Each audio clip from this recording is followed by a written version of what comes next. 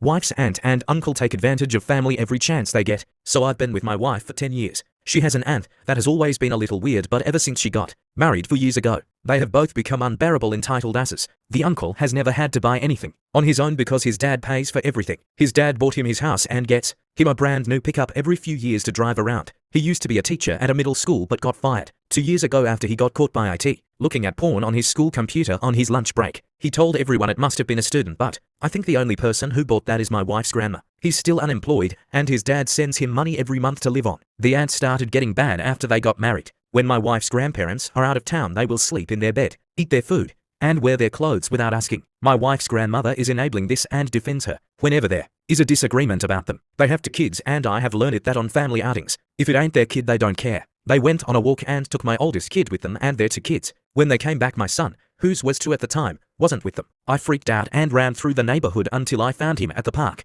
Luckily, he was oblivious to the fact he had been left and was just playing in the sand by himself. The explanation we got was, well, we were ready to go and he wouldn't come. Of course, I was being mean, according to my wife's grandmother, for chewing them out and telling them to never take my kids anywhere again. The most recent event, though, that made me want to post about them happened this weekend. I just bought my wife a new to us car. Since her 15-year-old car hit 300,000 miles and we decided to let it go. We bought used since it's all we can afford now. We drove it to my wife's grandparents just to visit. The aunt and uncle were there too visiting. After a few hours, they decided it was time to leave. They live about 50 miles away from where we live. About 30 minutes after they left, we decided it was time to take our kids home to bed. We walked outside and our car was gone, and the aunt's car was still parked outside. I knew what happened immediately, so I called them and asked, why did you take our car? The shitheads had the balls to be offended that I would ask why they did it. The uncle was telling me how they didn't want to put miles on their car because it was so new and they didn't think we would mind if they drove our old used car for a while. I said, well, if you had asked then you would have known we weren't okay with it.